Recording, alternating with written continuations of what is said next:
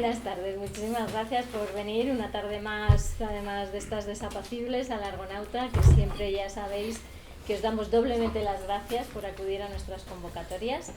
Creo que esta tarde va a ser bastante productiva e interesante, pero yo me limito a daros la bienvenida al Argonauta y cedo la palabra a los protagonistas. Gracias por venir. Muchas gracias. Muchas gracias, Blanca. Como siempre, un lujazo estar en el Argonauta. Gracias a Jesús, César, a toda la gente que durante años sois un faro de Alejandría para muchos de nosotros.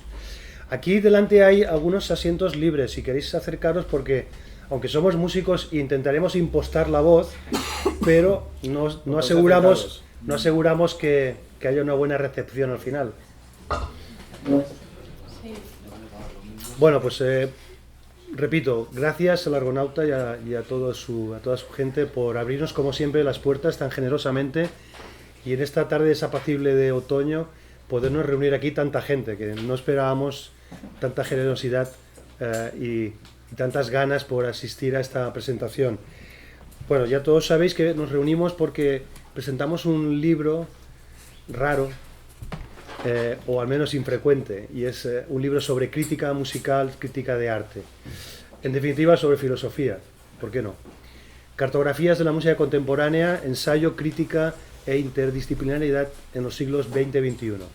No nos asustemos, el título y el subtítulo sobre todo pueden asustar, pero se trata de una recopilación, una selección de ensayos, de críticas, y claro, algunas de ellas muy interdisciplinares.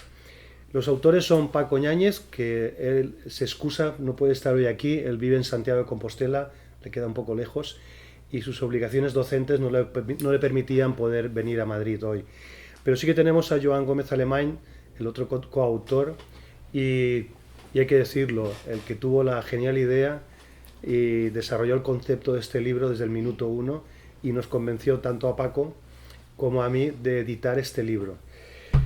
Es un libro que bueno, son 334 páginas, 35 textos escritos y repartidos entre 6 capítulos, yo creo que bien organizados, y lo que me intentaría destacar o hacer alguna pequeña reflexión de este libro antes de dar la palabra a los protagonistas de la mesa, realmente, porque yo soy el humilde editor que abre su sala, abre su despacho, atiende, y si el proyecto es bueno, intentar llevarlo a la imprenta, que tampoco es tanto mérito, ¿no? Así que lo importante lo dirán ellos, que ahora enseguida los voy a presentar. Decía que el libro lo que pone en valor es la crítica de arte, la crítica en general. Pone en valor la reflexión que supone, eso lo decía Walter Benjamin, que es la crítica. La crítica no es más que una reflexión sobre un objeto, sobre algo que tienes delante, o que en este caso escuchas, pero bueno, en este libro también por la mirada hacia la obra visual. Es esa reflexión sobre, como decía también Benjamin, sobre esa ruina que era la obra de arte, o la obra, esa ruina que gracias a la crítica se redimía y se daba a conocer. Era como ese último eslabón de ese proceso creativo. Sin la crítica, sin esa reflexión, sin ese sustento filosófico, quizá difícil colmatar, ¿no? Alquitarar al final lo que podemos considerar una obra de arte, una obra para escuchar y para mirar. Y yo creo que ese es uno de los valores de este libro, de poner en valor más que nunca la necesidad de la crítica, la necesidad de la reflexión ante el objeto, la necesidad de ese intercambio y de ese diálogo que proporciona, en este caso, un libro de coautoría en el que ambos críticos y artistas a su vez son capaces de dialogar en el arte, dialogar sobre música, sobre artes visuales, sobre autores en concreto, y ver diversos enfoques, diversas reflexiones que al final complementan una cartografía o intentan cartografiar aquello que estamos intentando descubrir, explorar. La otra reflexión, y es uno de los motivos por los que me gustó la propuesta del libro, es que conforme lo iba, porque mi editorial es muy pequeñita, soy yo me lo manejo, me lo leo, me lo maqueto, también colaboro en las correcciones junto con los autores de los textos, es decir, trabajamos a mano, digamos. Lo que me gustaba de este libro es que mientras estaba maquetándolo me servía de guía de escucha y he descubierto músicas que no conocía. Y dice, bueno, eso también puede ser normal, ¿no? Uno no conoce todo, obviamente, ¿no? Pero músicas, autores, estéticas, algunas de las últimas tendencias en la música contemporánea, tanto europeas como asiáticas, y se convertía en una guía. O sea, me encantaba ponerme a maquetar y a corregir y a leer, porque era como ponerme a escuchar, a descubrir nuevas músicas o nuevas miradas en el arte, ¿no? Entonces yo creo que, de hecho al final lo pusimos en el texto de contraportada, que casi el libro destaca porque al final es una guía de conocimiento, una guía de escucha de todas las músicas que desde las últimas décadas están sonando en los mejores escenarios, podríamos decir, ¿no? No voy a entrar en el detalle de todos los autores o obras o acontecimientos que narra este libro. Me voy a quedar aquí porque queremos hacer un acto, y ya lo digo también a los compañeros de mesa, un acto muy breve por nuestra parte para poder dialogar con todos vosotros, porque sé que van a haber muchas preguntas y muchas reflexiones cruzadas en este tema, ¿no? Entonces, nada más que dar paso, creo que el orden va a ser José María Sánchez Verdú, a mi derecha. Él es compositor, bueno, yo creo que es conocido por todos vosotros, compositor actualmente catedrático de composición en el Real Conservatorio Superior de Música de Madrid, también en Alemania, una larga trayectoria, pero en este caso es el autor del prólogo de este libro, de lo cual debo de darle todos nuestros agradecimientos. Parir un libro es muy difícil, pero luego buscar un buen título y buscar un buen prologuista todavía es ese remate final que cuesta mucho de materializar, ¿no? Y en este caso esa entrada, esa introducción del libro la pone José María Sánchez Verdú con unas reflexiones muy acertadas y que yo imagino que ahora las expondrá. En siguiente lugar tenemos a Sergio Blardoñ, compositor también, y también conocido por todos vosotros, director desde hace 20 años de la revista, fundador y director de la revista de música experimental y arte sonoro Sul Ponticello.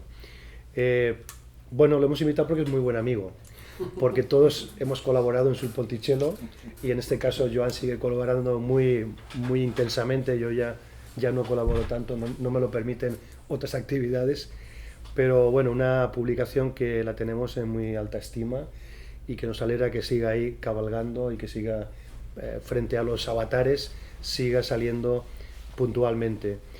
Y porque podríamos haber invitado a más gente, a más, digamos, responsables de publicaciones, porque muchos de los escritos que están en este libro fueron publicados en su momento, no todos, pero muchos de ellos en revistas o en publicaciones periódicas. Y bueno, hoy contamos con Sul Ponticello, en la que hay un gran porcentaje de escritos que se publicaron en Sul Ponticello, pero también contamos con Susana Castro, directora de Melómano, en la que también hay algún artículo de los que se publicaron en su día en la revista Melómano que han sido seleccionados y aparecen en este libro. Hay más publicaciones, está también el compositor Habla, tenemos la revista Itamar, una revista de investigación musicológica de Valencia, Arte y Cosas, y tenemos también Mundo Clásico, una revista también digital que también lleva una larga trayectoria y en la que Paco Ñáñez colaboró durante 20 años, ahora no colabora. Entonces, bueno, gracias a ese primer trabajo que es el duro, es el de la trinchera, ¿no? El trabajo de la publicación periódica, lo digo porque yo soy periodista 20 años y he publicado también semana a semana en muchos medios de comunicación. Es esa labor de trinchera, de la urgencia de publicar esa crítica, esa reseña de disco, de concierto, esa entrevista urgente a un artista que ha pasado cerca de nosotros, etcétera, etcétera. Entonces, bueno, gracias a esa colaboración, este libro está aquí también.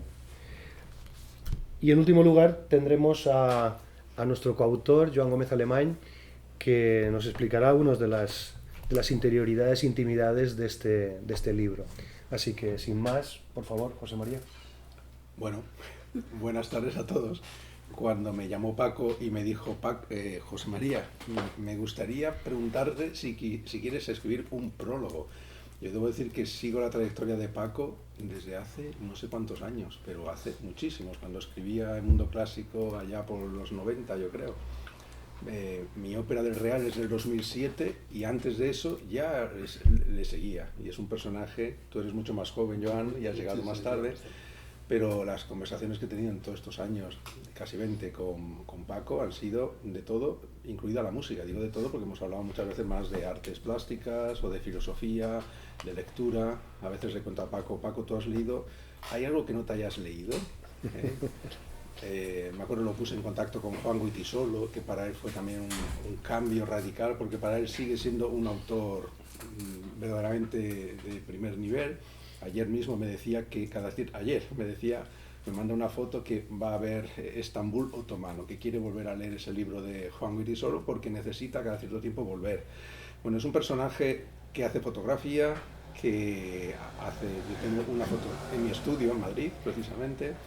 Es un enamorado de las artes plásticas, su relación con muchos artistas como Novoa y tantos otros es casi coleccionista. Con Antonio Gamoneda hemos tenido contactos a tres y charlas y él le ha seguido porque Paco también escribe poesía, o sea, es un personaje verdaderamente que abraza. Le falta, pienso yo, componer. Yo no sé por qué no ha compuesto hasta ahora, pero ante la riqueza de todas las versiones que da y que antes comentaba con Alberto, cualquier crítica suya, primero por la no limitación de estas revistas en internet, hace que una crítica suya puede tener 25 páginas y que puede invertir como en un ensayo, como no le dejan ahora, por ejemplo, en Scherzo, que me dice, tengo que resumir una cosa maravillosa en 6 líneas.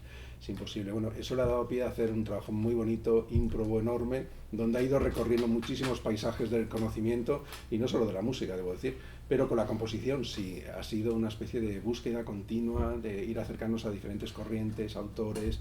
Se ha acercado a gente muy cercana, no sé, un compositor como Helmut Lagerman incluso le debe a él la ayuda de la traducción de un texto desde el gallego, cosas así, para Kotblos, Sulit. Es decir, que ha estado vinculado con todos, hace poco con Toshio Osokawa. Es decir, que es un personaje que sí, al mismo tiempo es un personaje que a mí lo que me encanta es la crítica absolutamente mordaz que tiene, pero siempre justificando por qué. Nunca le he visto hacer una crítica de compromiso, más o menos, no sé, o sea, se mojan todo. Bueno, cuando me habló de este libro y me empezó a comentar los textos que estabais empezando a recopilar y me pidió esto, yo, ¿cómo le voy a decir que no? Yo le dije, mira, si puedo hacer algo que sea bonito para vosotros. Es una de las, hay muy pocas ediciones en español, yo no conozco casi nada en el mundo germánico, en el mundo anglosajón. Sí hay muchas más publicaciones del mundo de la crítica, y pienso que esto es, junto a las publicaciones, que aquí hay muchas de las que se están haciendo también desde nuestra propia cultura, en la musicología, en el arte sonoro, la composición, biografías, todo lo que hay. Creo que este libro lo que puede hacer es, como dices tú, esa expresión de poner en valor, eso de meter esta cuña de la crítica como reflexión, desde el pensamiento, desde la filosofía, y esos diálogos entre la musicología, la estética, la filosofía y esta reflexión conjunta, yo creo que es muy necesaria. Los compositores la hacemos desde el punto de vista de la propia composición musical. Algunos también escribimos, unos escriben más, otros no, porque es una reflexión más centrada en el trabajo con el sonido o con otras experiencias teatrales, etc. Pero poner por escrito en forma de lenguaje, como hablabas de Walter Benjamin, ser capaces de articular con lenguaje verbal esa reflexión sobre todos estos aspectos, creo que es muy importante, y lo que habéis conseguido es, habrá sido muy difícil seleccionar una serie de textos que juntos creen una especie de, como ha sido así, cartografía que sirva para empezar a movernos por un territorio muy internacional realmente, también español, y que sirve para poner sobre la mesa reflexiones muy importantes, tanto para jóvenes compositores, para personas interesadas en la música que se está haciendo hoy en día, y al final es también, como dices tú, una guía. Es verdad, leyendo ahí te está dando pistas o direcciones de esa cartografía. Es una brújula donde te puedes perder por desiertos que puedes descubrir territorios que a lo mejor no has conocido, cosas que nunca van a pasar por ahora por el Museo Reina Sofía de Madrid o el Centro Nacional de Difusión Musical, y mientras no llegue o no se haga, pues mira, a lo mejor podemos leer sobre ello, porque hoy estamos a un salto de piedra de ver estas experiencias en otros espacios que no sean solamente en nuestra tierra, ¿no? Pero si esto contribuye a que esta riqueza de la música como conocimiento es más profunda entre todos, creadores, los que reflexionan, los comentadores que decía George Steiner, él criticaba a los comentadores que comentaban continuamente como críticos, un poco poniéndolos a parir, pero al final acaba diciendo que es muy importante también esa labor. Y él mismo se consideraba no un autor, sino un comentador. Yo creo que ese diálogo entre todos es, creo, donde la cultura y esta forma de pensamiento se puede enriquecer. Así que mi única aportación ha sido hacer un texto que sea bonito, coherente, que abra pistas, que os pueda servir de entrada o de pórtico para desembocar en lo que son todos vuestros textos. Así que entre eso, la portada maravillosa, la edición que habéis hecho, porque es una edición muy bonita las que haces tú en tu editorial, de formato, es muy, muy bonito, lo sé también por la novela de Paco Yáñez, que también es novelista, se me olvidó decirlo.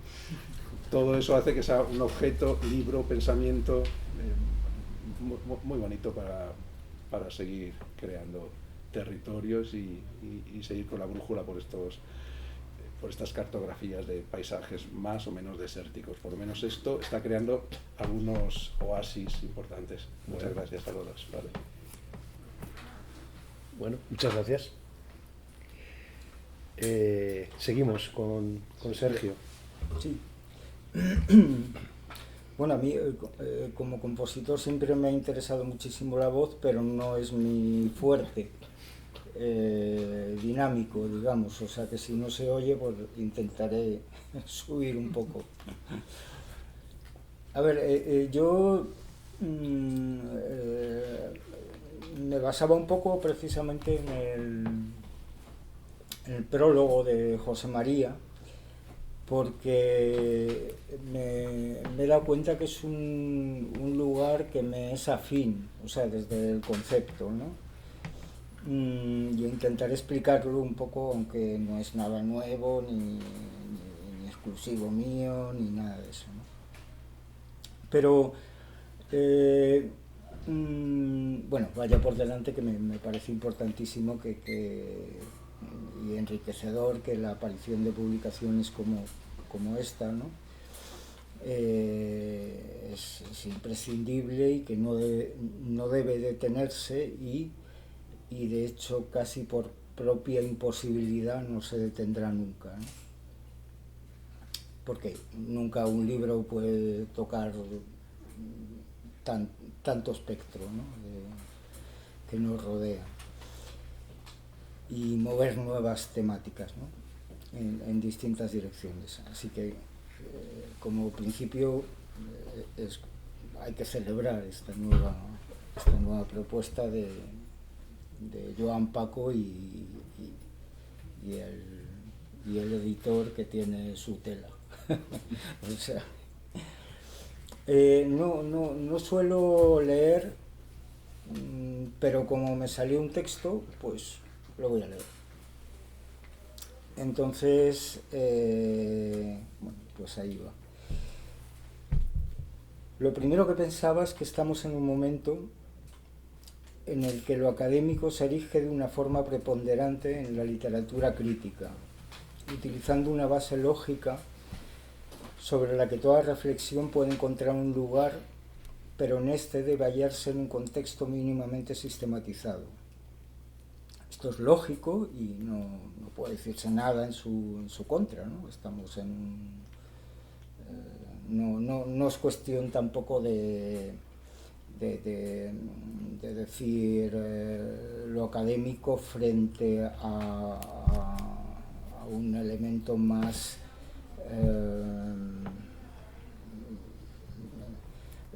que venga desde el propio creador o desde el propio creador, ¿no? Pero hay otros aspectos en el mundo de la crítica y del análisis que no se puede obviar, ¿no? Fuera de eso, de la academia, ¿no? Entonces me explico un poco. Aunque a cualquiera se le ocurra una idea muy concreta, original, siempre tendrá que intentar acudir a un espacio académico para corroborar su valor, incluso aunque este lugar no exista de manera específica o sea muy difícil de encontrar fuera del ámbito científico.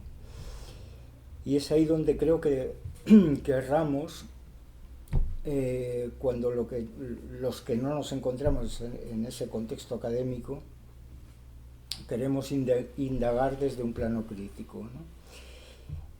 Insisto que en absoluto quiero decir que el crítico no tenga que consultar fuentes, textos académicos, que sitúen sus ideas en un contexto coherente y formado, y eso lo contrario sería apropiado más del diletantismo que de otra cosa, ¿no?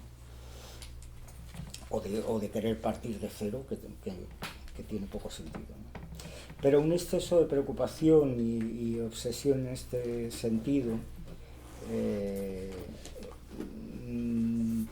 pienso que puede llegar de alguna manera a ser paralizante, ¿no? Ya que primero vivimos en un mundo extremadamente complejo que además delimita las cosas de forma muy especializada, y aún con las herramientas tecnológicas de búsqueda más poderosas, ¿no? Es prácticamente imposible abarcar un conocimiento sobre algo que nos garantice estar formulando una propuesta realmente diferente y original a lo que ya se ha escrito, ¿no? Sin embargo, ese algo que uno intenta sacar, es prácticamente seguro que no será en absoluto lo mismo que ese algo no hallado, ¿no? Incluso si lograse encontrarse perdido en los millones de textos que inundan el mundo digital o el mundo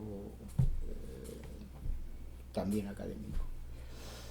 Y con todo esto quiero poner énfasis y valor en el texto crítico realizado desde aquel que piensa de una forma independiente del corpus académico que se construye de manera constante e infinita. Principalmente, como nombra José María en el prólogo, el artista, el compositor que ejerce la crítica en un sentido abierto. El artista, no tiene por qué ser el compositor, puede ser el intérprete también.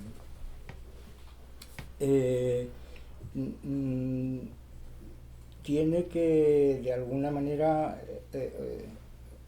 no voy a decir la obligación, porque no, pero si tiene un interés por indagar, creo que ese aspecto académico no debe ser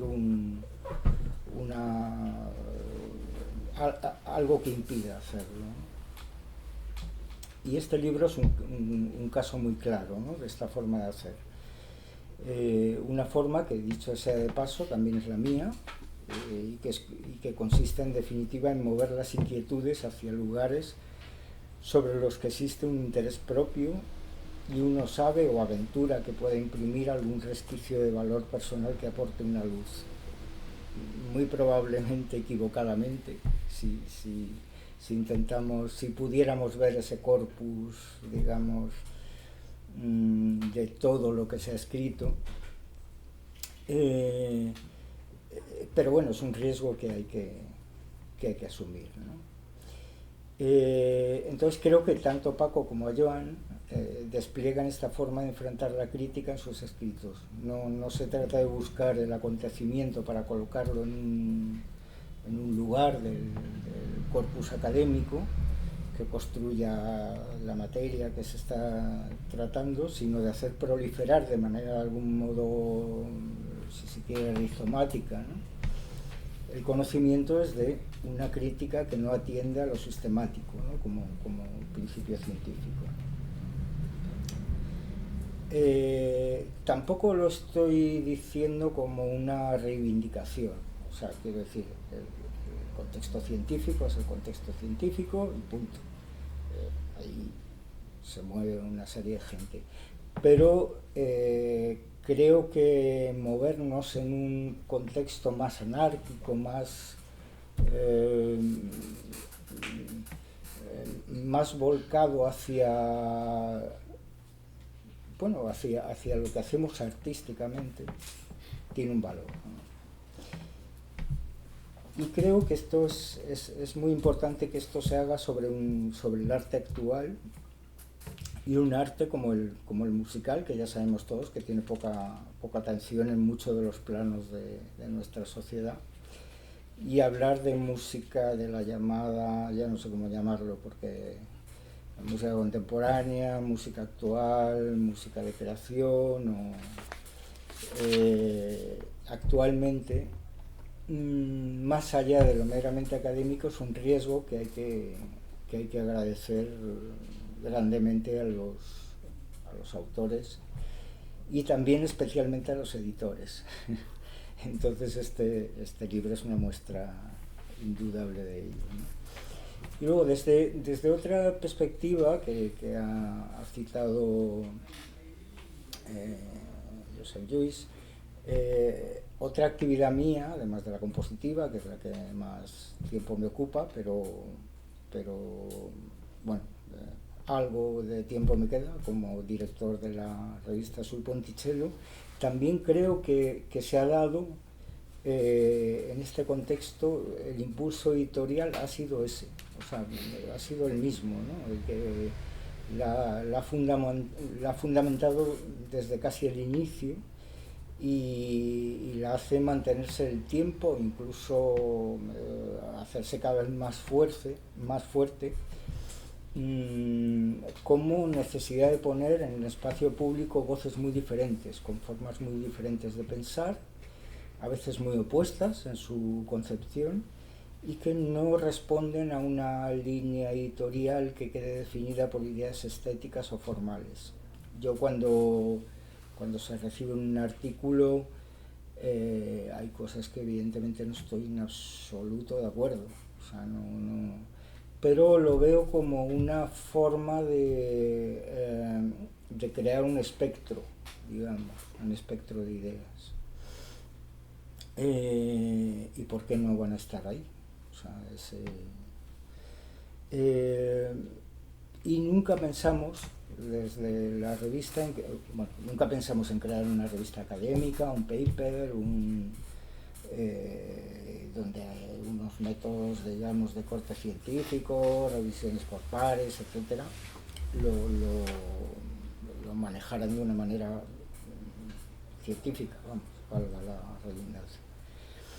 Y entonces la idea siempre fue, con un cierto riesgo de encontrarnos contextos demasiado iconoclastas o derivaciones muy abiertas y bueno, con cierto peligro incluso de no sé si falta de calidad o demasiado alucine, dejar que fluyeran las ideas y que se pudiera construir un espacio variado sin que una línea editorial demasiado rígida condicionara una dirección concreta, que a lo mejor era la que yo, bueno, a la que a mí me interesaba, ¿no? Pero bueno, esto en ese sentido de la revista. Y luego, finalmente, para no alargarme así en exceso, y también de algún modo retomar todo esto que he intentado transmitir, quería decir que estos días estaba volviendo a la idea de Lyotard en cuanto al lenguaje y su distinción entre discurso y figura, ¿no? Que bueno, a grandes rasgos, de una manera así un poco simple, él define discurso como toda forma de comunicación estructurada a partir de un código, ¿no? Un código que todos podamos comprender, y la figura como eso que desborda esas conexiones reguladas del discurso, ¿no? Incluso produciéndose dentro de él, ¿no? Y aunque pudiera ser, insisto, algo simple que en este caso, se me ocurría que ese flujo de convenciones que nos damos y que nos permiten una comunicación en la que todos participamos con unos códigos y de algún modo no quisiera llevarlo a ese ámbito científico, pero bueno, digamos, todos parece que entendemos una serie de cosas, ¿no? Y sin embargo esas figuras que vienen a romper, vienen a destruir, a perturbar, a contradecir, a dislocar, a partir ese fluir lógico del discurso, que al final eso es lo que ocurre con el arte, es lo que ocurre con la poesía, la pérdida del sentido, bueno, sí, realmente es eso, es esa no dialéctica, pero bueno, de alguna manera sí esa forma de lograr una ruptura, ¿no?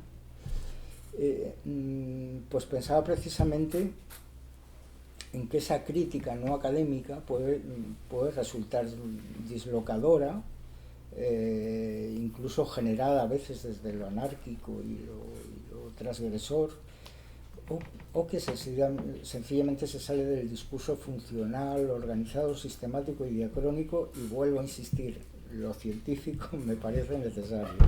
O sea, quiero decir, no estoy poniéndolo en o esto o lo otro, ¿no? Pero sí es cierto que sin esta dislocación, esta puesta en cuestión, la realidad se vería, además de mucho más aburrida, carente de algún sentido real, ¿no? de una realidad, ¿no? que en definitiva pone los pies en una actividad tan inaprensible como es el arte en sus manifestaciones distintas.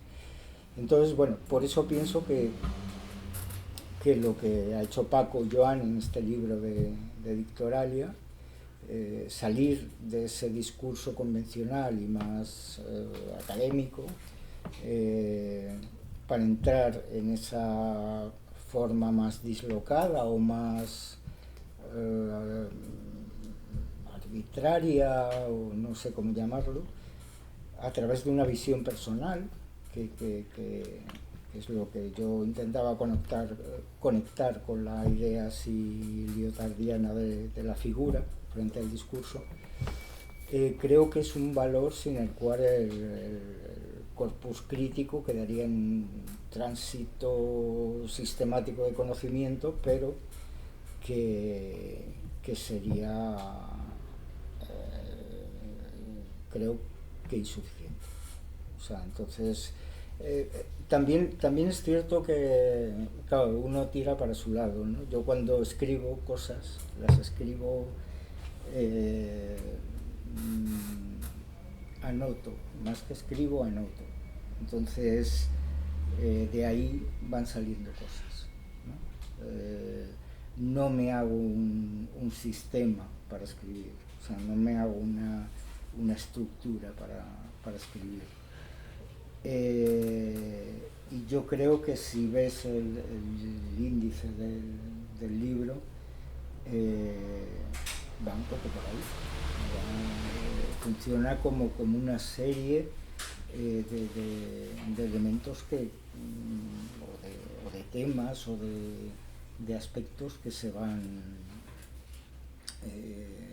que proceden además de revistas, como has dicho, y que no tienen un orden, digamos, que es completamente innecesario. O sea, Y bueno, ahí me quedo. A lo mejor me he pasado. Bueno, luego pagas la primera ronda. Muchas gracias, Sergio, por la reflexión. Vale, pues me sumo yo primero de todo a los agradecimientos por este fantástico público, a las revistas, medios de comunicación que nos han dado la oportunidad de publicar muchos textos muy difíciles, muy largos, pero bueno, también hay breves, hay textos de 2 páginas y que pasan a 20 páginas. Cómo no agradecer al editor José Galeana, que se arriesga a estas publicaciones.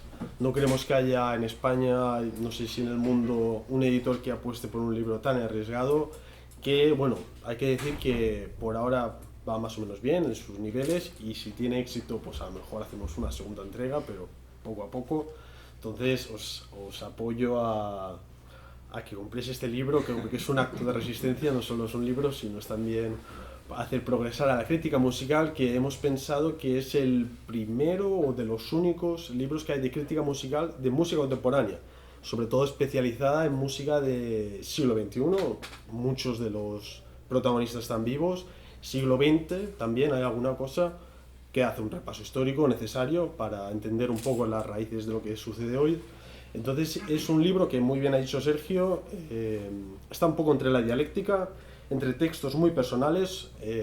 Hay que decir que son cartografías, no es un tratado, no es un libro de historia, no pretende que aparezcan todos y todas, no, es imposible. Incluso lo decimos al final de la página, hay muchos autores, muchos compositores, intérpretes, artistas sonoros, teóricos, musicólogos que no aparecen, porque muchos de los textos han nacido de manera un poco incluso azarosa, personal. O sea, un amigo te pide reséñame este disco, accedes, perfecto, o es un amigo de toda la vida y dices, vale, pues te hago esta reseña. Entonces hay muchos textos que son pues fuertitos, también personales, que tienen que ver pues afinidades, gustos.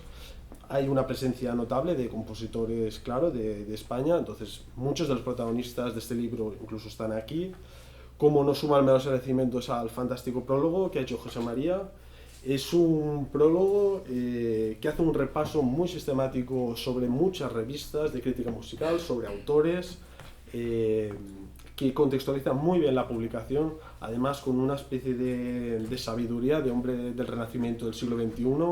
Entonces, además, también uno de los aspectos que queríamos Paco y yo, como bien ha introducido José María, la figura de Paco, que es un hombre interdisciplinar, un hombre que controla muchísimas disciplinas, le gusta mucho. Todos los de esta mesa somos así, somos plurimpleo, multidisciplinares, y como veis en el subtítulo del libro pone interdisciplinar. ¿Por qué? Porque una de las apuestas era fusionar no solo la música, que hoy en día la música, sabemos, en el siglo XXI, en la realidad digital, la música se transforma, las imágenes son sonidos, son datos, es lenguaje, y José María además tiene un perfil muy característico en eso. Él tiene una fantástica tesis doctoral que trata sobre la interdisciplinaridad. Se cita en el libro en referencia a un texto de Palazuelo, un pintor que conocemos todos, que además es muy relacionado con la música y se relaciona. Y luego a Sergio, muchas gracias, porque muchísimos de los textos de Sul Ponticello, son de Sul Ponticello, especialmente los míos, que además son muy largos. Sergio me pone como ejemplo, creo, de no escribir tan largo como yo hago, dice. Entonces, vamos así. Pero bueno, de esa manera los textos es crítica, pero comentaba ahora justo antes con Enrique Tellez, que es un autor de Dictoralia también de la casa de Josep Lluís, que la crítica, ¿por qué hacer antologías de crítica o por qué reunir crítica cuando normalmente la crítica nunca ha tenido un aspecto muy positivo? Porque a veces son críticas de una página, de un poco casi publicitarias, incluso compradas. Entonces, en este aspecto salimos un poco de la crítica y vamos hacia el ensayo. Entonces hacemos un híbrido, de otra vez lo interdisciplinar, entre ensayo, incluso vamos también a algún texto académico, de revistas académicas. Hemos citado la revista Itamar, que es una revista de la Universidad de Valencia, musicológica. Entonces es un poco esa dialéctica. Tenemos también una carta abierta, una carta que le dirijo yo a Paco Ñáñez sobre una reseña. Por tanto, hago una reseña de su reseña. Vemos también esta idea de metalenguaje, las disciplinas que hablan de otras disciplinas, la reflexión sobre el arte, temas muy actuales, que tienen su historia obviamente, pero hoy en día se están trabajando mucho.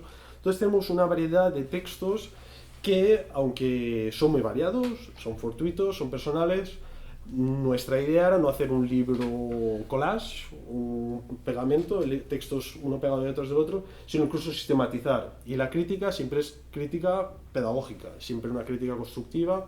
Si una crítica, hay también textos críticos negativamente, si critica algunas tendencias actuales, de una música y unas derivas que Paco y yo no estamos de acuerdo, se hace otras críticas muy positivas de unas corrientes que nos gustan. Es personal, es una opinión, como toda la crítica, pero la crítica también ha de ser un poco sistemática, ha de ser pedagógica. Incluso el texto, el libro, tiene un índice onomástico muy completo, se citan muchas personas, estuvimos trabajando mucho en ese índice.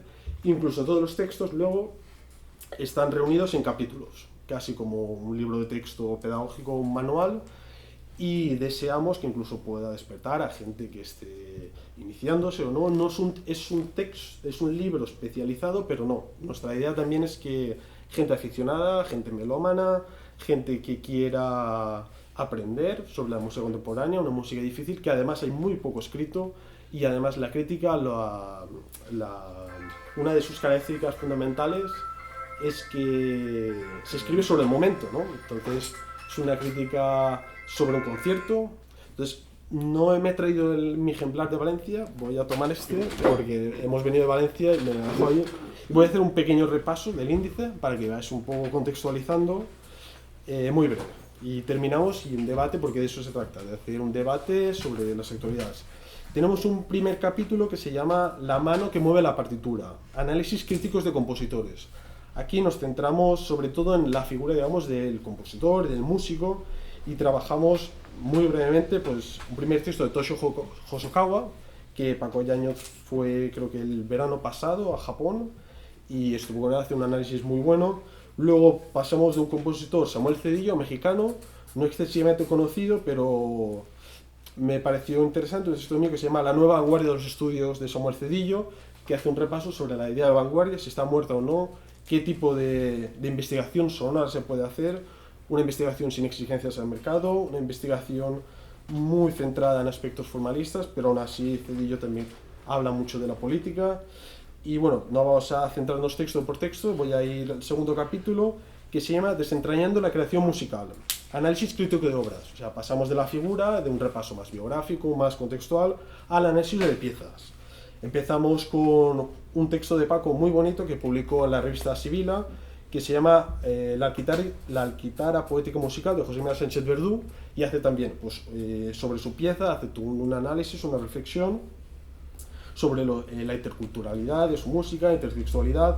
Luego pasamos a reflexiones en torno al metainstrumento, estudio número 1, sonido, temporalidad y escucha ambigua, en la obra de Alberto Rollo, que se encuentra en la sala, un compañero y amigo, y es un texto que analiza justamente esta pieza, ¿no? Los estudios. Pasamos a otro texto mío de El silencio era el aire, de Sergio Bardoni, que se publicó en Melón en Mono, que tenemos aquí Susana Castro, muchas gracias por venir, y analiza una pieza justo muy interesante que Sergio escribió durante la pandemia, o sea, una pieza hace 2 años, 2020 creo que era, que la hizo en la pandemia. Entonces trabaja mucho el tema espacial, una pieza para orquesta, con voces, una pieza compleja, y bueno, van otros textos. Tenemos otro de Alberto Posadas, Trazos de piano memoria, escrito por Paco Yáñez, gracias Alberto por venir, que hace sobre Irinek Spuren, un ciclo de piano muy complejo, muy largo, que hace todas unas citas intertextuales a la historia de la música, y un ciclo también, un ciclo de hace muy pocos años. Pasamos a un tercer capítulo, la música de hoy sobre los escenarios, reseñas críticas de conciertos, es decir, reseñas de conciertos que se hacen y Paco y yo estamos allí, tomamos nota y lo hacemos. O sea, un tipo de análisis que no es muy frecuente en las salas grandes auditorios sí, pero en la música contemporánea no. Y Paco ya hace uno sobre Lageman, yo dediqué uno a Gabriel Coreca en Alicante, y luego tenemos de Mayumi Miyata, o una intérprete de show, que Paco la vio en Japón. Pasamos a un cuarto capítulo, tiene 6 capítulos, ya termino. Instantáneas discográficas de la contemporaneidad musical, o sea, reseñas de CDs. Aquí tenemos un paisaje muy amplio.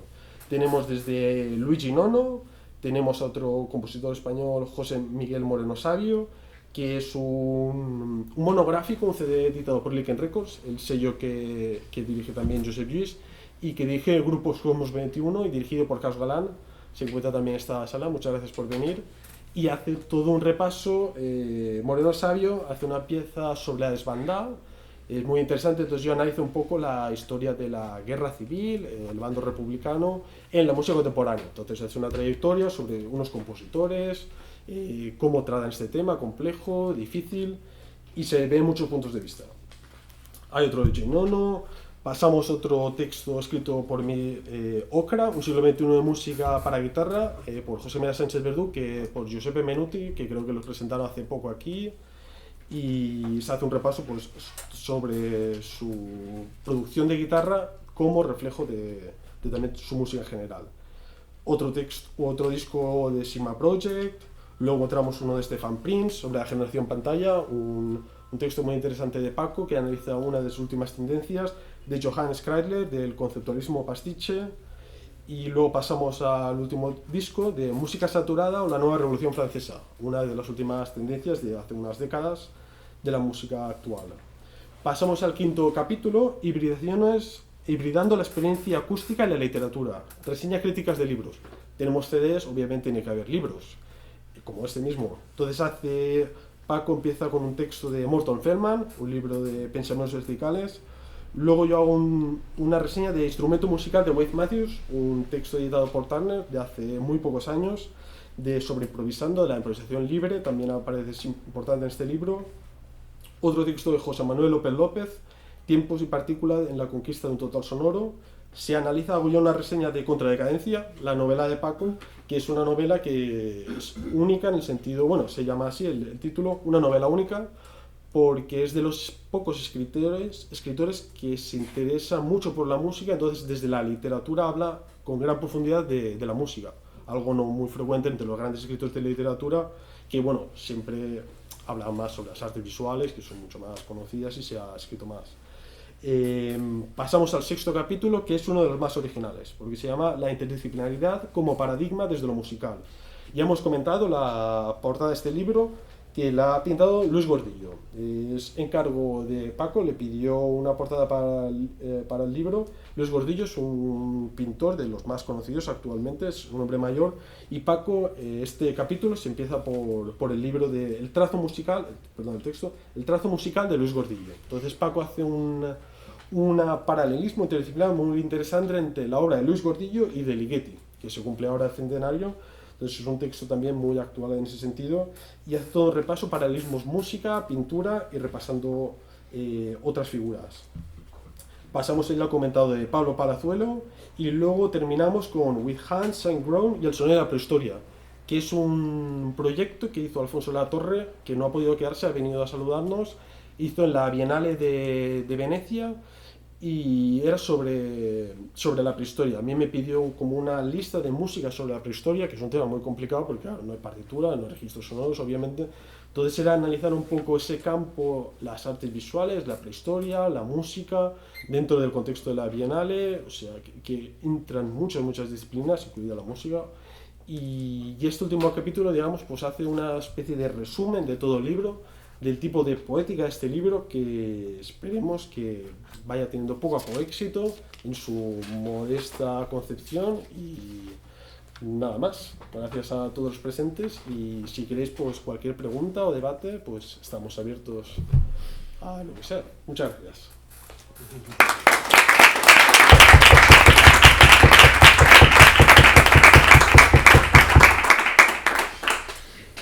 Bueno, seguramente se han dicho demasiadas cosas y la presentación de Joan final ha sido la mascletá, ¿no? La mascletá, desgranando rápidamente todo lo que hay en este libro, que hay mucho. Yo pienso que es un libro de una cierta densidad, ¿no? Densidad y bueno, ya lo hemos dicho, ¿no? Es decir, con un abanico, digamos, de muchas músicas, de muchas estéticas, de muchas poéticas, y bueno, y ese hacia el final del libro, ese buscar diálogo de la música con otras disciplinas artísticas como la literatura o el cine o las artes visuales. Yo creo que el libro, desde ese punto de vista, bueno, ya lo ha dicho José María, es esa riqueza que nos transmite, ¿no? Esa riqueza de las músicas que el libro recoge y que reflexiona sobre ellas. Así que no sé si os habéis despejado un poco de todo lo que hemos lanzado aquí. Se han lanzado reflexiones muy, muy profundas, auténticas descargas. Nos gustaría que empezáramos con un debate o un diálogo. O lo que quieras. Aquí tenemos un primer voluntario. Pues empiezo yo. Me uno a los elogios también como comienzo, yo creo que por la valentía y por creerse que se puede hacer un libro tan especial, ¿no? En primer lugar a Josep Lluís por hacerlo con esta valentía. Es un libro muy, muy único, me parece que era José María quien comentaba que no hay nada parecido, o yo creo que casi nada, con esta concepción, desde esta perspectiva crítica musical buena, crítica de la de mojarse, crítica desde el conocimiento de música del siglo XX-XXI. Yo creo que no hay prácticamente ningún libro en España, entonces creo que es un motivo de celebración, y hoy, bueno, es un día creo que bonito para celebrar esto, así que me sumo a los elogios. Creo que es digno de admirar que se crea en ello, en el proyecto, y que se haya publicado. Y a los autores presentes, al ausente, a Paco, pues ya le escribiré. Y estaba comentando con José María también, a raíz de lo de Paco, que él cuando hace críticas lo hace desde distintas perspectivas por eso mismo, ¿no? Porque escribe, hace fotografía, algo que creo que compartís los dos, ¿no? Esa visión muy... Tú hablabas del renacimiento del siglo XXI, no sé si me atrevería a llamarlo así, pero bueno, entiendo lo que quieres decir. Es decir, el ser humano desde una perspectiva más global y no ser músico desde la música. Estaba viendo entre medias, abro un paréntesis, las ferrografías de Leandro Alonso, este escultor que no sé si conoceréis. Se inventó esta técnica que consiste en hacer una especie de como de modelos, y a través de las chispas, como una especie de radiado así con metal, hacer una especie de modelos en las piedras y luego devolverlas al mar. O sea que hay 300 piedras en las costas españolas como esas. Y estaba pensando que a veces aprende más música estudiando a Saura. ¿Te acuerdas que Joan estuvo hace un mes en mi casa y yo tengo un cuadro de Saura allí y estuvimos viendo las texturas blancas y fue muy bonito? Porque se aprende más música a veces desde otras perspectivas, ¿no? Algo que José María enseña muy bien en Zaragoza y ahora en Madrid. Pero bueno, cierro paréntesis, retomando el tema de la visión multidisciplinar. En mi caso de Paco, es un crítico que se moja además, estamos hablando de eso, y leyendo sus textos, en especial de Haya Chernovin, pero también el de Johannes Krailer, él habla muchas veces de personalidad, y no solo de personalidad, sino de autenticidad. Es una palabra que él repite varias veces, autenticidad, y luego calidad. Y me estuve preguntando cómo es el proceso, yo hablo ahora como lector, pero cómo es el proceso para los que escribís, en este caso vosotros, de la escucha a la palabra. Es decir, creo que la calidad musical es aquello que es más fácil de percibir que de escribir o formular o defender, pero me gustaría saber cómo es el proceso en vuestro caso, de los dos escritores, coautor y en este caso escritor del prólogo. ¿Cómo definiréis calidad musical? ¿Qué es calidad musical?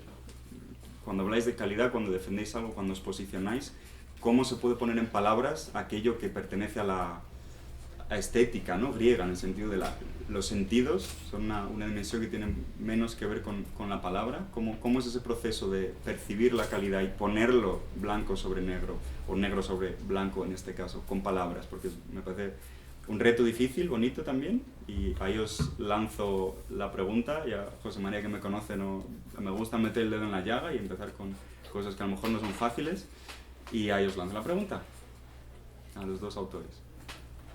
No, yo no soy autor. Bueno, del prólogo. Vale. Bueno, es una pregunta muy larga, ¿verdad? Sí, es claro. muy compleja. Simplemente al enfrentarnos como seres sintientes al arte, a las creaciones, sean plásticas, sean de arte sonoro, sean de puramente musicales, teatrales, no sé, creo que hay criterios, por ejemplo, en estos contenidos asemanti, por ejemplo, la música, ¿no? Que tienen que ver con esto que Jan Assmann ha llamado memoria cultural, tiene que ver también con el conocimiento de la parte técnica, tiene que ver con el rigor y el criterio estético e histórico, ¿no? Y siempre que se van sumando una serie de elementos, estamos más en condiciones de percibir realmente ¿qué aporta ese lenguaje, eso que está aportando un compositor en este caso, ¿no? Cuanta mayor sea esa conoscenza, ¿no? Como dicen los italianos, ¿no? De ese entorno, ese marco en el que te estás moviendo, más estás en situación de poder poner negro sobre blanco reflexiones sobre eso. De esta manera no hay categorías absolutas, ¿no? No es kantiana la solución de estos procesos, pero toda la suma de lo que están haciendo, en este caso tanto Joan como Paco, intentan hacer iluminaciones, se van apuntando con la linterna hacia qué es lo que hay allí y por qué puede ser interesante desde el punto de vista cultural o musical, ¿no? En este libro hay una cosa muy bonita que no ha salido, que es un diálogo intergeneracional entre dos personajes, que a mí me ha gustado mucho también ver qué está pensando un compositor joven, interdisciplinar como Joan, y cómo se ilumina uno con otro en relación a Paco, que es mayor que tú, ¿no? Y así eso también da perspectivas, porque mis alumnos de hoy son muy diferentes a mis alumnos de hace 20 años. Y yo soy el primero que, bueno, cualquiera que esté enfrentado a la enseñanza de la composición, si se puede enseñar, es a cómo cambian las generaciones y cómo perciben ellos el arte, o qué es para ellos lo que tú estás diciendo, qué es calidad para un chico de 18 años hoy en Dresde o en Madrid. Para mí es un aprendizaje ver que eso cambia y tenemos que estar abiertos y saber que están cambiando las cosas, y eso en el libro se puede entreleer, y me parece que también da otro perfil a tu pregunta, que es algo también, digamos, sincrónico, cultural, y tiene que ver con muchos ámbitos de conocimiento. Por eso que tu pregunta se las trae. Sí. Bueno, y en mi caso, la calidad tiene que ver también mucho con la limitación, ¿no? También nosotros los seres humanos somos seres limitados, nacemos, morimos, entonces tenemos que elegir, ¿no? Es un poco también como la libertad. Entonces toda elección implica, pues, de cierta manera, una apuesta. También nosotros estamos inmersos en un contexto.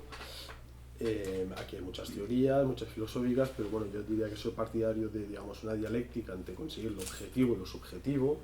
Entonces, a partir de nuestro contexto, de ver muchos casos, de analizarlos, de derivar modelos o ir en contra de modelos, un poco quedarse... nuestro pensamiento, nuestro lenguaje o nuestra tradición occidental tiende a categorías, a cerrar las cosas, y eso puede ser un error o puede ser un acierto, depende del punto de vista. Entonces, esa dialéctica. Entonces, yo creo que la calidad tiene que ver con que al final hay cosas que destacan y otras cosas que pasan desapercibidas por razones a veces numéricas, porque son más abundantes, entonces pasa desapercibido. Otras destacan porque chocan con una realidad de contexto, una realidad más plana. Entonces, a partir de ahí ya se puede hacer baremos. A veces algo que destaque no significa que sea mejor, y a veces que pase desapercibido tampoco significa que sea peor. Entonces es eso, moverse entre contextos, analizar, digamos, sincrónicamente las realidades, aunque tampoco encerrarse en periodos, y a partir de ahí ver todo lo conjunto. Todos sabemos que a lo mejor en un siglo solo ha habido un gran compositor o dos, como puede ser, y luego en otro siglo pues han aparecido muchísimos artistas de primer nivel, o incluso en países o en regiones. Entonces no hay reglas. Yo creo que no se puede derivar leyes absolutas de la historia cambia y además cada vez más rápido, y eso hace muy difícil, y eso hace la necesidad siempre de la crítica, ¿no? La crítica es elección, la crítica es apoyar. Nosotros apoyamos o criticamos ciertas cosas, y yo creo que eso da cabida, al final es un consenso, la calidad, todos nosotros somos un ser social es un ser convencional, y la sociedad llega a unas convenciones, a unos consensos mayoritarios que dictan qué es la calidad, qué es lo que no es. Entonces es eso, entre tampoco dejarse llevar por la opinión de la mayoría, que puede ser también tiranía, juntar criterios fundamentados, un criterio que tiende a la objetividad, que tiende a lo mejor un poco a la sistematicidad, al raciocinio. Entonces, entre todos esos componentes, pues ir moldeando. Y eso es al final lo que con sabiduría, con muchos casos, tampoco quedarse en ser un ratón de biblioteca, porque a veces una mente despierta, casi ignorante, es capaz de ver lo que alguien leyendo muchos libros no puede ver. Entonces, todos esos factores puestos en relación, con distancia, con momento, con el paso del tiempo se ven las cosas mejor, al final sí que nos da un poco unas pistas qué puede ser más interesante, qué no, qué tiene más calidad, qué no. Entonces el tiempo al final es quien tiene la razón, que las cosas si perduran, si generan interés, si dialogan, y la gente va comentando, pues algo tendrá, ¿no? Eso podríamos decir. Eso sería un poco un resumen muy rápido. O sea, yo lo que pasa es que una de las cosas más complejas de determinar es qué es la crítica, ¿no? O sea, que porque venimos de una crítica decimonónica donde la opinión del crítico era la que determinaba esa calidad, ¿no? Eso no puede ser ahora, o sea, eso no puede existir. Realmente es poner un granito de arena razonado y personal sobre una obra. No puede ser otra cosa.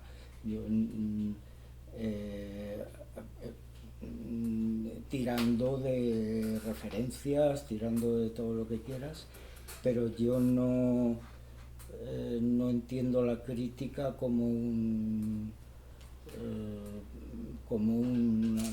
por decirlo de una manera simple, a mí me gusta esto, ¿no? O sea, eso es una franja muy, pues una línea muy débil, yo diría, ¿no? Una línea muy fina.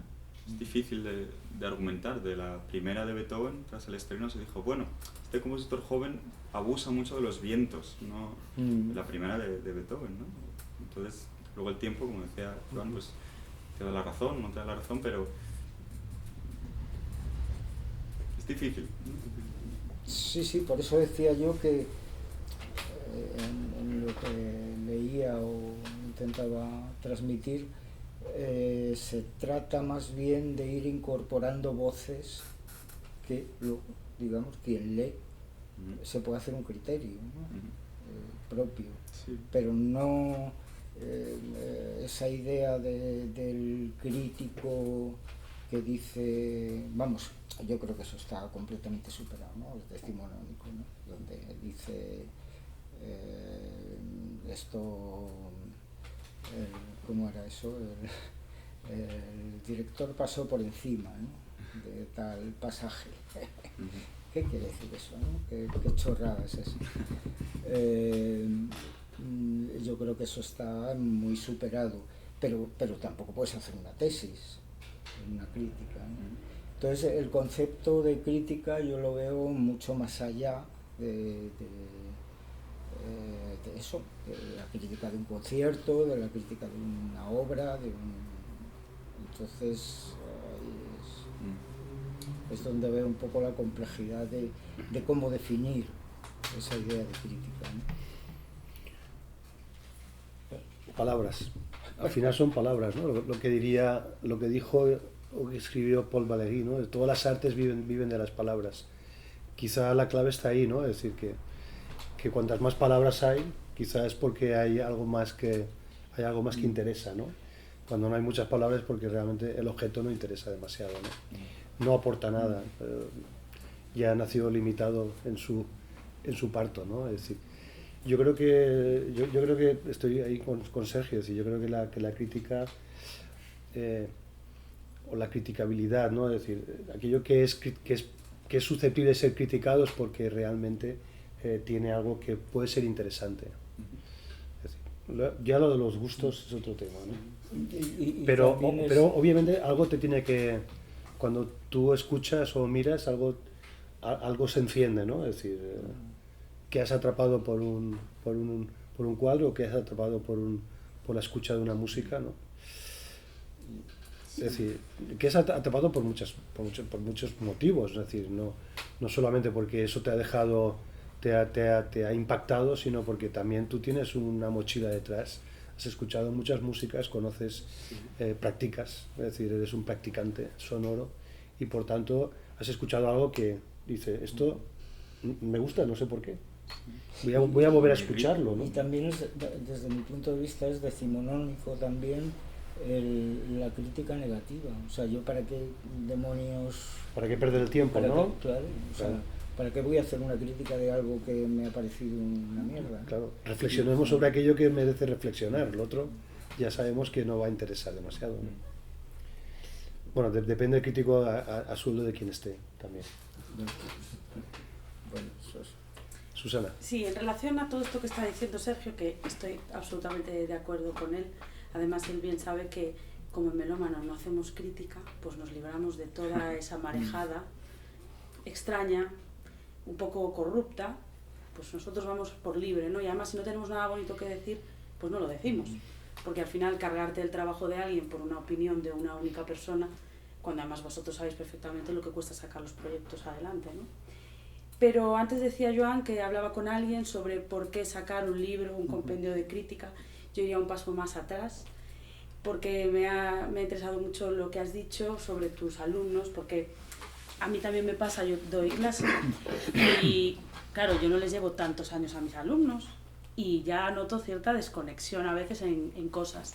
Y una cosa que me he dado cuenta, que a pesar de que son estudiantes de musicología y demás, es que no les interesa absolutamente nada la crítica. Bueno, probablemente no les interese nada de lo que estamos hablando aquí tampoco, ¿no? Pero sí que me preocupa mucho que veo que no hay un relevo generacional para todo lo que tiene que ver con la crítica. Tú, pues no sé qué edad tienes, Joan, pero vamos, que te veo más joven de lo habitual, ¿no? Y me gustaría saber un poco, a ti, pues que ya eres otra generación y tal, ¿qué es lo que te suscita interés personalmente en la crítica y que crees que podría suscitar interés a otros para también ir por esos derroteros? Porque de verdad que yo no veo que haya una continuidad, o sea, me da la impresión de que quizá dentro de 10 años pues ya no haya nadie haciendo crítica realmente, y sí que creo que tiene un valor de trascendencia, de poder reflexionar de cómo recibimos ahora las cosas, la crítica bien entendida, hecha pues con rigor, con un punto sociológico, yo creo también importante, pues que nos digas un poco qué es lo que te llama a ti la atención, que quizá pueda llamar la atención de otras personas. Sí, es una pregunta muy compleja también. Desde lo personal, yo creo que, bueno, nuestra realidad también de los libros ya apenas se compran, apenas se leen, pero tampoco vamos a hacernos nostálgicos y, digamos, a pensar que en el pasado era todo mejor. También es cierto que hoy en día hay una conciencia más horizontal, podríamos decir, en algunos casos más democrática, más de crítica en algunas cosas. Es verdad que en el pasado había otro tipo de movimientos sociales, entonces se juntan dos cosas, ¿no? Pues una, se lee menos libros, se interesa menos, todo está mediatizado icónicamente, eso va negativamente, pero digamos, la crítica no puede desaparecer, porque por ejemplo, yo cuando me planteé escribir, en el fondo criticar es pensar, ¿no? Todos criticamos, incluso criticar a una persona ya es hacer un juicio, es sacar unos valores, es sacar unas fórmulas que es para mí un modelo interesante o no. Entonces es inevitable criticar, la cuestión es qué trascendencia le das a eso. Entonces yo no me planteo cuando empiezo a criticar que al escribir se piensa de manera diferente que al pensar en monólogo o al conversar, porque tienes un reflejo, ¿no? Tú te reflejas tu pensamiento y además puedes reelaborarlo.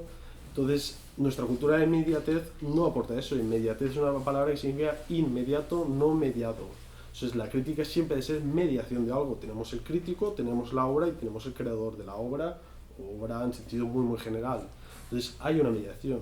Es verdad que a veces decimos, toda mediación es un filtro, distorsionas propaganda, pero no tendría que pensarse así.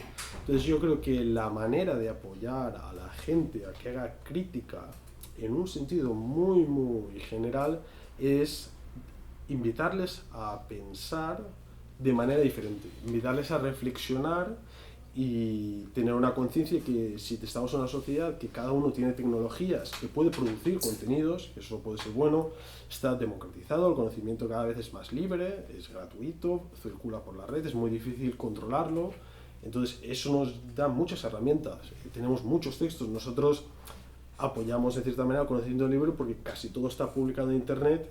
Es verdad que muchos textos están revisados, algunos son inéditos, etcétera, pero la idea de tener una conciencia crítica es necesaria para una sociedad democrática. Una sociedad no democrática obviamente elimina la crítica.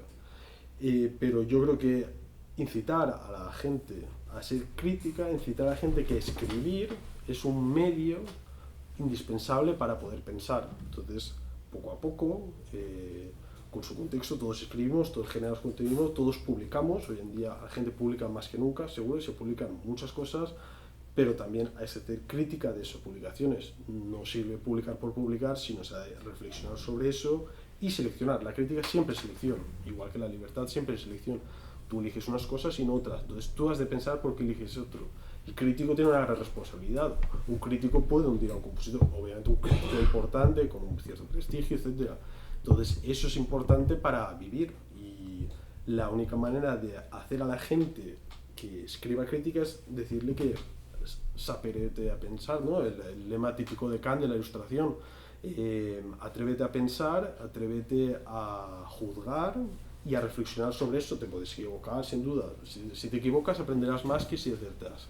Entonces yo creo que una manera es eso, enseñarles a que las cosas que hacen voluntariamente, porque todos criticamos, todos juzgamos, le pongan más conciencia, reflexionen sobre ello, incluso lo materialicen, porque al final materializar es algo es que perdura en el tiempo, y ese sentido, si perdura en el tiempo, se puede criticar a su vez, se puede reflexionar, se puede escribir sobre ello, etc.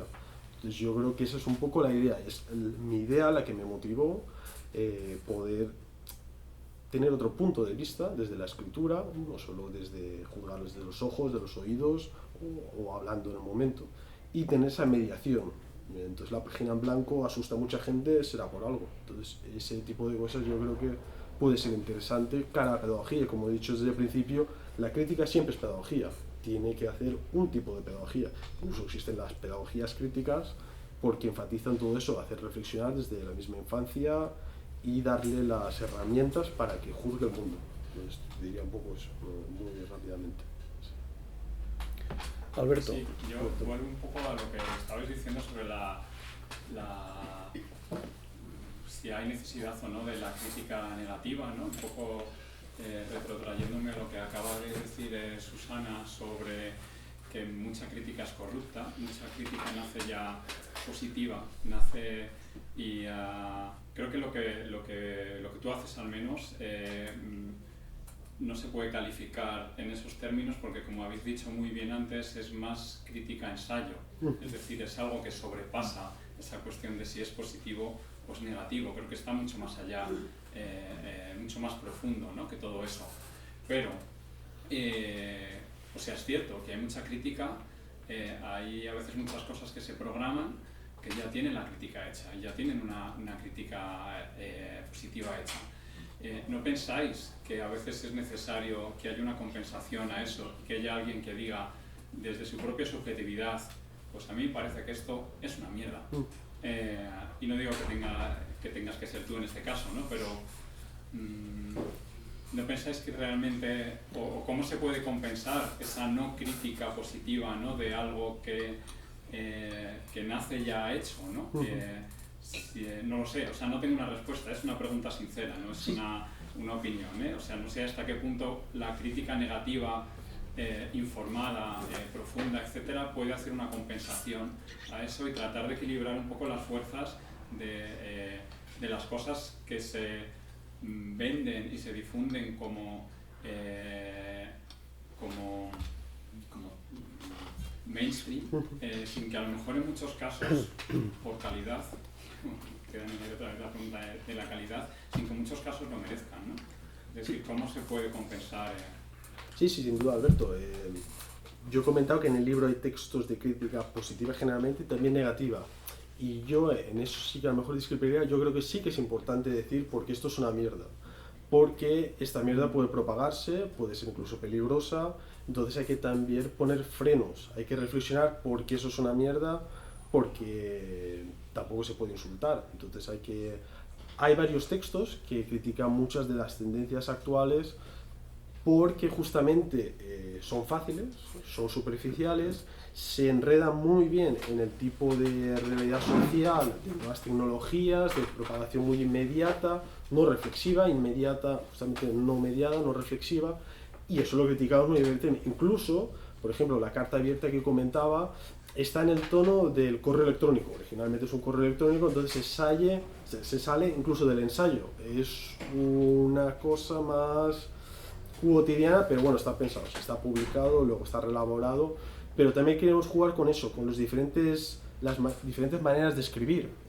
¿por qué haces una crítica científica y por qué no haces una crítica más cercana para justamente eso, para ver desde cerca que aquello es malo? Entonces nosotros sí que argumentamos en varios pasajes, incluso, sobre todo Paco, ya comentaba José María que Paco es un hombre duro, nos habla muchas cosas, y también ahí aparece, yo también soy bastante crítico, y normalmente la crítica se asocia a crítica, si uno es crítico es porque ataca, normalmente, ¿no?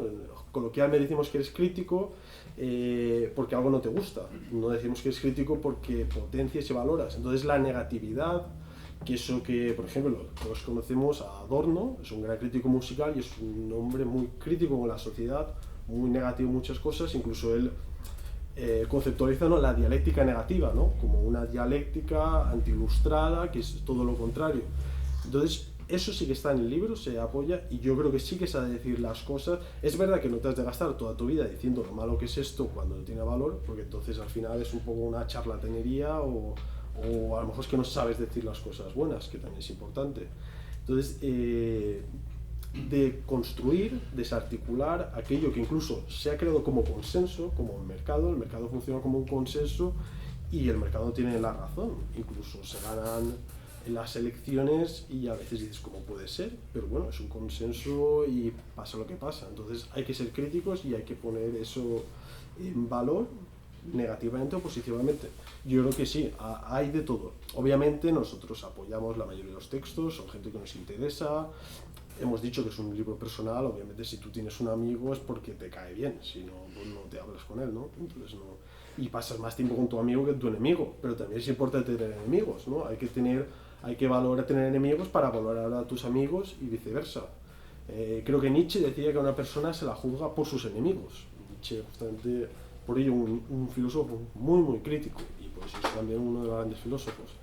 Y yo creo que sí, que es totalmente pertinente y se refleja de cierta manera en algunos textos, sobre todo en temas justamente más actuales, para advertir de que lo que está pasando ahora, tal vez dentro de 10 años ya no es nada, porque el tiempo se lo lleva, no tiene fundamento, y hay que reflejar eso. Y contra también a la gente que se encabezona a decir, mira, como eso se vende mucho, gusta mucho, pues debe ser algo bueno, vamos a escribir sobre ello positivamente. No, puedes estar equivocado y puedes estar solo, todo el mundo en contra. Como Adorno se exilió por algo, entonces, y bueno, no diremos que el tiempo le da razón, para algunos sí o no, pero bueno, parece que tuvo sus motivos para exiliarse. Y entonces, pues eso, sí que está, sí hay cosas. O sea, yo creo que volvemos un poco ahí a esa definición de crítica. O sea, que sí, claro, entendemos la crítica como algo que tiene que ser positivo o negativo, la hemos fastidiado. O sea, yo creo que eso estaría más, o sea, yo me aproximaría más al ensayo, y ahí cabe todo. O sea, cabe por supuesto una forma de crítica negativa, de dar una posición desde el que habla, ¿no?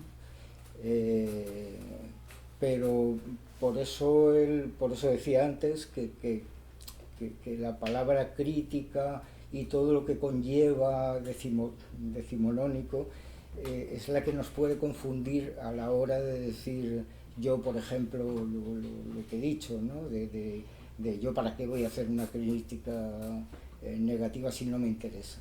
No, claro que puedo hacer un texto, vamos a llamarlo así, donde yo hable de determinada cosa con una reflexión que no sea, que pueda aportar algo, y no sea decir que es maravilla como me gusta, ¿no? O sea, por eso la palabra crítica siempre tiene ese, primero en el periodismo y luego en otros contextos. O sea, me parece muy conflictiva el propio término, pero vamos, yo creo que tienes razón en ese sentido. Igual el problema es cuando se vende como crítica algo que realmente no lo es. ¿Qué es publicidad? Sí, eso pasa, es publicidad.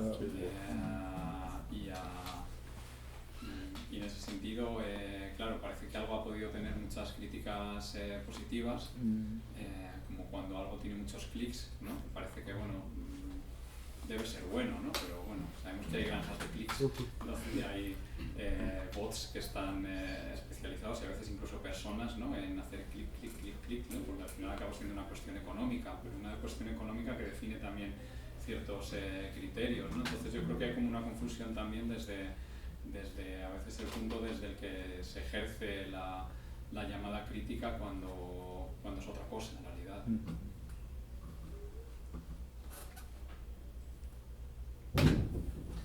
La verdad es que habéis dicho muchas cosas. Hay una palabra que no la habéis mencionado y yo voy a hacer una alabanza y en el fondo es una crítica porque es lo que estamos hablando, es una reflexión. En todo lo que, yo por lo menos lo que he ojeado un poquito, por lo que me tocaba, por alguno que me ha picado la curiosidad, porque el libro no lo he podido, así que no puedo hacer una crítica de las así de cuchillo, pero hay una palabra que para mí es fundamental y como os hablo también mucho aquí de pedagogía y tal, pues la pasión. Cuando alguien se mete con algo, en el mejor sentido, vamos a decirlo, no en el sentido negativo, te metes a reflexionar, a analizarlo, y enseguida encuentras, a mí me ha sorprendido, yo a Paco no me conocía, luego ya he contactado con él, a ti que te he contactado de otras muchas maneras, ya afortunadamente incluso hasta musicales, lo apreciado de José Luis no lo voy a decir, claro que es evidente, como un hermano más, ¿no? Entonces, no, como un hermano más, como tengo 9, pues por eso digo un hermano más, pero no, un hermano muy especial. Evidentemente enseguida entiendes la carnosidad, que es una palabra a mí que me gusta mucho, porque precisamente la crítica, Sergio, quizás se podría reducir cuando hablamos de la vieja guardia crítica, en el fondo negativa o positiva siempre una cosa que era séptica, es decir, no se mojaba. Y a mí una cosa que me gusta mucho, por lo menos lo que he leído y lo que voy conociendo sobre todo de ti, Joan, pero también de Paco, es que hay esa carnosidad en cada texto. O sea, hay una pasión ahí, antes José María también lo ha mencionado, en el fondo ese compromiso que hay, que yo siempre he reivindicado. A mí no me interesa mucho decir si es bueno o malo, eso sí que a mí me parece muy pobre hablar de eso. Ya hemos hablado de Kant y que en todo caso me parece mucho más bonito hablar de iluminaciones, vas poniendo, hemos hablado de pedagogía, vas poniendo pequeñas luminarias, me parece mucho más significativo, es decir, que te enfrentas a un texto, a una obra, a un disco, y lo analizas simplemente como una reflexión, ¿no? En fin de cuentas, ya buena cosa, siguiendo a Cervantes, pues que ladren los perros, que dice que cabalgamos, o sea, que lo que estás haciendo es interesante. O sea, yo tampoco ni siquiera me voy a quedar en que sea bueno o malo, eso precisamente me parece que es lo menos interesante de cualquier reflexión, porque tú a lo mejor acabas concluyendo que no te interesa nada. Siempre cuento la anécdota de ir al Museo Estatua de Cuenca y pasar 5 personas, 5 señoras muy mayores, bueno, a lo mejor ahora tenían mi edad, pero en aquel momento me parecían muy viejas, y entonces se pasaron echando pestes, como sabéis que hay muchos cuadros de José Guerrero, hablando de la interdisciplinariedad, entonces estaba un cuadro en Monpó, pasaban de lado, ni se paraban, había un cuadro en Villares, ni se paraban, había otro cuadro en San y llegaron a Gorre, ¿qué toma? Ya sabéis esta época que hacía como unos espárragos y tal, y vaya mierda estos, y se pasaban 10 minutos de Potricario, seguían otro cuadro de Monpó, otro cuadro de Villares, tal, de largo tal, otro cuadro de José Guerrero, y otra vez a sacar la cizalla al cuchillo y se pasaban 10 minutos. Bueno, evidentemente estaba claro que la conclusión que yo saqué es que José Guerrero les había impactado como ningún otro.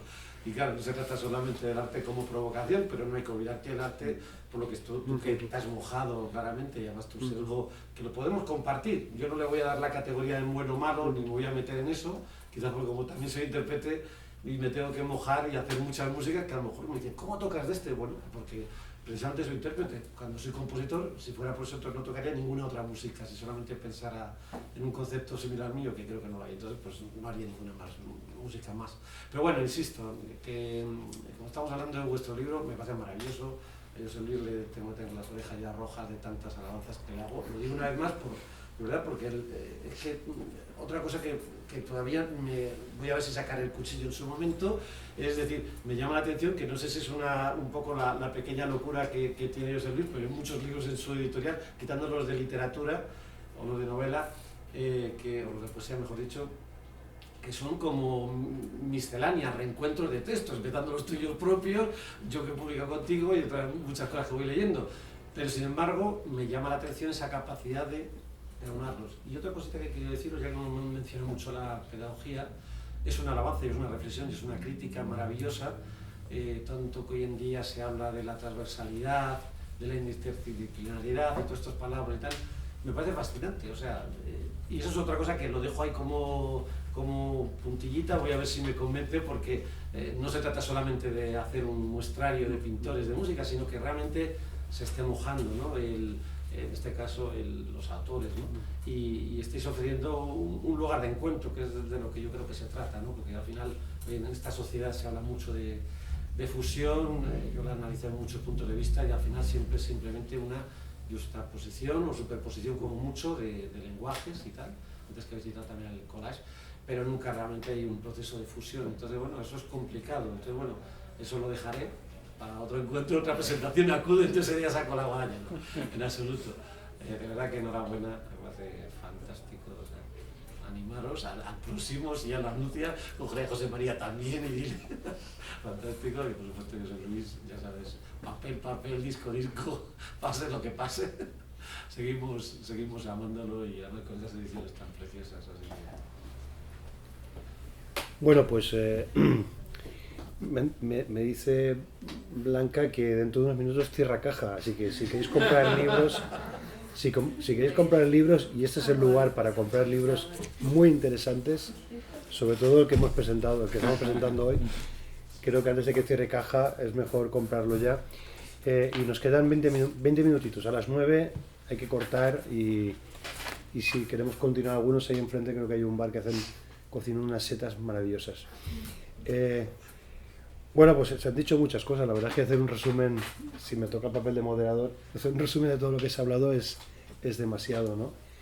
Pero bueno, como solemos hacer, acabamos como empezamos, y si cité a Benjamin para comenzar, pues acabo con él, ¿no? Cuando él habla de la crítica y dónde la coloca, ¿no? Según su teoría del pensamiento, la crítica está junto a la filosofía, junto a la traducción y junto a la historia. Y al final yo creo que la crítica nos ayuda también a todo eso, ¿no? A filosofar, nos ayuda a traducir, en este sentido metafórico, de traducir los sonidos, las imágenes, la visualidad, pero sobre todo también nos ayuda a contextualizar aquello que a lo mejor esas señoras mayores del Museo Abstracto de Cuenca no eran capaces de contextualizar, seguramente quizá porque venían de un pasado pictórico o de un pasado visual muy alejado de ese presente abstracto, de esas propuestas de lenguajes plásticos más de ahora, ¿no? Más actuales. Entonces yo creo que también la historia nos ayudaría a contextualizar perfectamente aquello que pasa. Y yo creo que todo eso está en este libro, ¿no? Hay filosofía, hay traducción, hay historia y hay mucha crítica, ¿no? Incluso desde esa perspectiva pedagógica que ha salido muchas veces en la conversación hoy aquí. Yo creo que hay mucha pedagogía en este libro y repito, es una guía de música, es muy interesante para acompañar la lectura de la escucha de las músicas que propone el libro. Si no hay alguna, por allá por la retaguardia, entre comillas, la retaguardia, no, me ha faltado alguna intervención, pero bueno, no sé, nos quedan 5 minutos, alguna última aportación y ya concluimos. No hay ninguna más. Pues nada, muchísimas gracias de nuevo a Blanca, que está por ahí, a toda la gente del Argonauta por acogernos, José María por acompañarnos, por su maravilloso prólogo, a un medio autor que tenemos aquí, el otro está en Santiago, y Sergio, muchísimas gracias por acompañarnos. Ha sido un placer.